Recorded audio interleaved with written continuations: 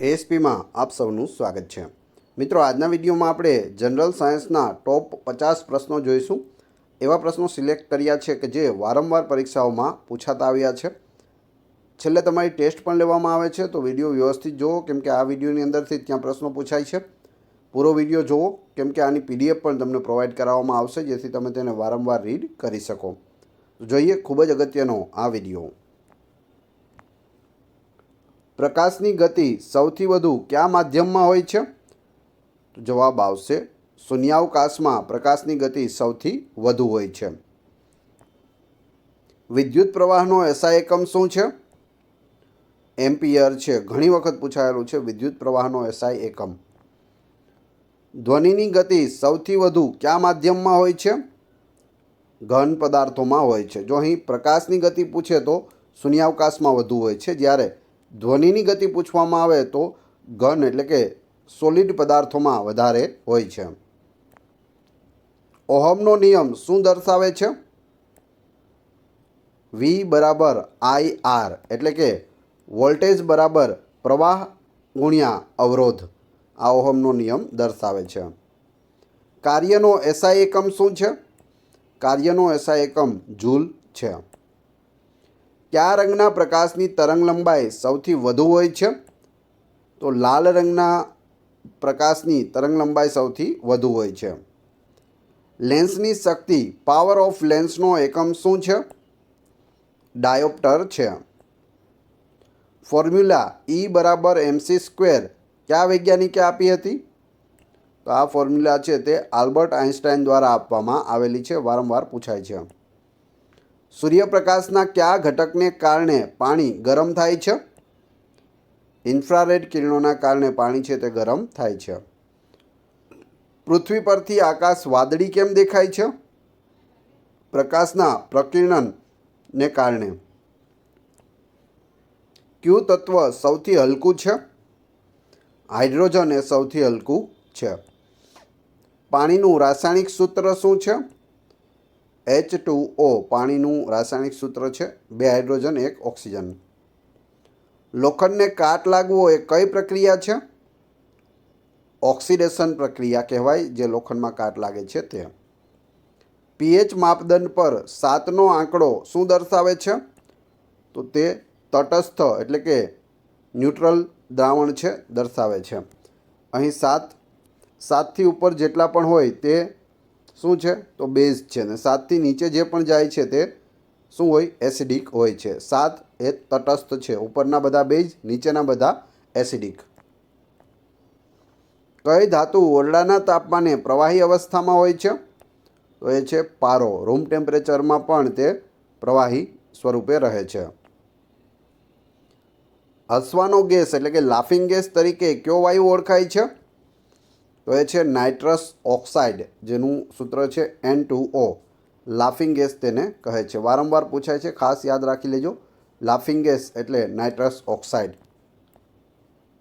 Hero શેનું શુદ્ધ સ્વરૂપ છે? તો હીરો શું છે? તો એ કાર્બન છે। કાર્બનનું શુદ્ધ સ્વરૂપ એટલે હીરો। બેકિંગ સોડાનું રાસાયણિક નામ શું છે? વારંવાર પૂછાતો પ્રશ્ન છે, 5 સ્ટાર માર્ક કરી લેજો। બેકિંગ સોડાનું રાસાયણિક નામ સોડિયમ બાયકાર્બોનેટ છે। એનું સૂત્ર પણ અહીં આપેલું છે, NaHCO3। કયો વાયુ સૂર્યના હાનિકારક પારજાંબલી કિરણોથી પૃથ્વીનું રક્ષણ કરે છે? તો એ છે ઓઝોન। ઓઝોન સ્તર જે આવેલું છે તે સૂર્યના હાનિકારક જે પારજાંબલી કિરણો આવે છે તેને રોકી રાખે છે અને પૃથ્વી સુધી પહોંચવા દેતો નથી। ઓઝોન સ્તરમાં ગાબડા પણ પડી ગયા હતા, પરંતુ હાલ તે ભરાઈ ગયા છે। સજીવનો પાયાનો રચનાત્મક અને ક્રિયાત્મક એકમ કયો છે? તો તે છે કોષ એટલે કે સેલ। કઈ ધાતુને રાસાયણિક સૂર્ય કહેવામાં આવે છે? મેગ્નેશિયમને રાસાયણિક સૂર્ય કહે છે। માનવ શરીરમાં સૌથી મોટું અંગ કયું છે? ત્વચા એ સૌથી મોટું અંગ છે। માનવ શરીરમાં કેટલા હાડકાં હોય છે? 206 હાડકાં હોય છે। અમુક બુક્સમાં 213 પણ લખેલા હોય છે। તો જે પાછળના આપણા મણકાના હાડકાં છે ત્યાં નાના નાના હાડકાં છે તે વધારે હોય છે. જો તેને ગણી લેવામાં આવે તો 213 થાય છે. બાકી જવાબ આવશે 206. ઓપ્શનમાં જો 4 ઓપ્શન હોય તેમાં તમને 206 ન દેખાય ને 213 દેખાતું હોય તો 213 ટીક કરી દેવું. રક્તનો લાલ રંગ કયા ઘટકને કારણે હોય છે? આપણું લોહી છે તે લાલ રંગનું દેખાય છે. શેના કારણે હોય છે? હિમોગ્લોબિનના કારણે હોય છે. રક્તના કયા કોષો રોગપ્રતિકારક શક્તિ પૂરી પાડે છે? તો એ છે શ્વેતકણ. પ્રકાશ સંશ્લેષણ માટે કયો વાયુ જરૂરી છે? કાર્બન ડાયોક્સાઇડ જરૂરી છે પ્રકાશ સંશ્લેષણ માટે, CO2. કયા વિટામિનની ઉણપથી રિકેટ્સ થાય છે? વિટામિન ડીની ઉણપથી રિકેટ્સ થાય છે. DNAનું પૂરું નામ શું છે? DNA ડીઓક્સી રિબોન્યુક્લિક એસિડ DNAનું પૂરું નામ થાય છે. વારંવાર પૂછાયેલું છે. ઇંગ્લિશમાં પણ ખાસ યાદ રાખી લેજો. કયા વૈજ્ઞાનિકને આનુવંશિકતાના પિતા તરીકે ઓળખવામાં આવે છે? આનુવંશિકતાના પિતા જવાબ આવશે ગ્રેગોર મેન્ડેલ. ગ્રીનહાઉસ અસર માટે મુખ્યત્વે કયો વાયુ જવાબદાર છે? કાર્બન ડાયોક્સાઇડ એટલે કે CO2 છે તે ગ્રીનહાઉસ અસર માટે મુખ્યત્વે જવાબદાર વાયુ છે. ઓઝોન સ્તરના ઘટાડા માટે કયો રસાયણ જવાબદાર છે? જવાબ આવશે ક્લોરોફ્લોરોકાર્બન. ઓઝોન સ્તરના ઘટાડા માટે આ જવાબદાર છે. આનું નિયંત્રણ કરીએ તો ઓઝોન સ્તરમાં ગાબડા નહીં પડે. કયા ગ્રહને લાલ ગ્રહ તરીકે ઓળખવામાં આવે છે? તો એ ગ્રહ છે મંગળ ગ્રહ એટલે કે માર્સ, જે લાલ ગ્રહ છે. માનવ શરીરમાં સૌથી મોટી ગ્રંથિ કઈ છે? યકૃત એટલે કે લીવર છે તે સૌથી મોટી ગ્રંથિ છે. કયા સાધનોનો ઉપયોગ ભૂકંપની તીવ્રતા માપવા માટે થાય છે? સિસ્મોગ્રાફનો ઉપયોગ છે તે ભૂકંપની તીવ્રતા માટે થાય છે. ઘણી વખત પૂછાયેલું છે, ખાસ યાદ રાખજો. એ રીતે પણ પૂછવામાં આવે કે સિસ્મોગ્રાફનો ઉપયોગ જણાવો. નીચે 4 ઓપ્શન આપેલા હોય તો ભૂકંપની તીવ્રતા માપવા માટે થાય છે. કયા પ્રવાહીને સાર્વત્રિક દ્રાવક કહેવામાં આવે છે? યુનિવર્સલ સોલ્વેન્ટ છે તે પાણી છે. શું છે? વોટર એટલે કે પાણી. સૌરમંડળનો સૌથી મોટો ગ્રહ કયો છે? સૌથી મોટો ગુરુ છે, જેને ઇંગ્લિશમાં જુપિટર કહે છે. કયો રોગ મચ્છર કરડવાથી થાય છે? તો મચ્છર કરડવાથી મેલેરિયા, ડેન્ગ્યુ, ચિકનગુનિયા વગેરે રોગો છે તે થાય છે. રેફ્રિજરેટરમાં કયો વાયુ ઠંડક માટે વપરાય છે? ફ્રીઓન વપરાય છે ઠંડક માટે. એ સિવાય હાઇડ્રોક્લોરોકાર્બન પણ વપરાય છે. હાઇડ્રોફ્લોરોકાર્બન, જેને HFCs કહે છે, અને ફ્રીઓન. બંને યાદ રાખજો, કોઈ પણ એક ઓપ્શનમાં હશે. વાતાવરણમાં ઓક્સિજનનું પ્રમાણ કેટલું છે? તો વાતાવરણમાં ઓક્સિજનનું પ્રમાણ છે તે 21% રહેલું છે. કેટલું છે? 21%. અને 78% શું છે?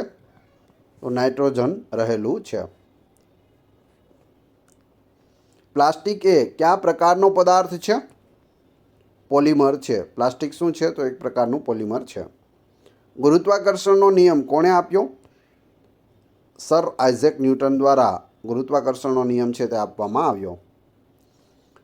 પેનિસિલિનની શોધ કોણે કરી? વારંવાર પૂછાય છે. જવાબ આવશે અલેક્ઝાન્ડર ફ્લેમિંગ દ્વારા પેનિસિલિનની શોધ કરવામાં આવી છે. વિદ્યુત બલ્બની શોધ કોણે કરી? થોમસ આલ્વા એડિસન દ્વારા વિદ્યુત બલ્બની શોધ છે તે કરવામાં આવી છે. 1000થી પણ વધુ પ્રયોગો છે તે થોમસ આલ્વા એડિસન દ્વારા કરવામાં આવ્યા. ત્યારબાદ જે વિદ્યુત બલ્બ એટલે આપણા ઘરમાં જે લાગેલો લેમ્પ છે તેની શોધ છે તે કરવામાં આવી હતી. રેડિયો એક્ટિવિટીની શોધ કોણે કરી હતી? હેનરી બેકવેરલ દ્વારા કરવામાં આવી હતી રેડિયો એક્ટિવિટીની શોધ. રક્ત પરિભ્રમણની શોધ કોણે કરી હતી? બ્લડ સર્ક્યુલેશનની શોધ કોણે કરી? વિલિયમ હાર્વે દ્વારા કરવામાં આવી હતી. ટેલિફોનની શોધ કોણે કરી હતી? અલેક્ઝાન્ડર ગ્રેહામ બેલ દ્વારા ટેલિફોનની શોધ કરવામાં આવી હતી. પૃથ્વી સૂર્યની આસપાસ ફરે છે તે સિદ્ધાંત કોણે આપ્યો? નિકોલસ કોપરનિકસ દ્વારા આપવામાં આવ્યો હતો. રસીકરણના પિતા તરીકે કોને ઓળખવામાં આવે છે? એડવર્ડ જેનર રસીકરણના પિતા, જેણે શીતળાની રસીની શોધ કરી હતી? ગતિના નિયમો કોણે આપ્યા હતા? આઇઝેક ન્યૂટન દ્વારા ગતિના 3 નિયમો છે તે આપવામાં આવ્યા છે. પોલિયોની રસીની શોધ કોણે કરી હતી? જોનાસ સાલ્ક દ્વારા પોલિયોની રસીની શોધ કરવામાં આવી હતી. હવે તમારી ટેસ્ટ. જે આપણે વિડીયો જોયો તેમાંથી તમને અહીં પ્રશ્નો પૂછવામાં આવે છે, જેના જવાબ તમારે ક્રમશઃ કમેન્ટ બોક્સમાં આપવાના છે, જેથી મને ખ્યાલ આવે કેટલા લોકો વ્યવસ્થિત વિડીયો જુએ છે. એ પહેલાં વિડીયો પસંદ આવ્યો હોય તો લાઇક કરો, કોમેન્ટ કરો, તમારા બધા મિત્રો સાથે વિડીયો શેર અવશ્ય કરી દો.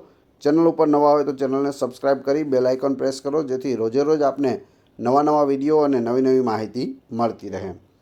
આ ચેનલ ઉપર ઘણા બધા વિડીયો અવેલેબલ છે. તમે ચેનલના નામ ઉપર ક્લિક કરી વિડીયોમાં જશો તો ત્યાં તમને બધા જ લેટેસ્ટ વિડીયો મળી જશે. વાત કરીએ ટેસ્ટની, ત્યારબાદ PDF કઈ રીતે મળશે એ પણ જોઈશું. ટેસ્ટમાં પ્રથમ પ્રશ્ન છે, વિદ્યુત પ્રવાહનો SI એકમ શું છે? બીજો પ્રશ્ન, માનવ શરીરમાં સૌથી મોટી ગ્રંથિ કઈ છે? ત્રીજો પ્રશ્ન, હીરો એ શેનું શુદ્ધ સ્વરૂપ છે?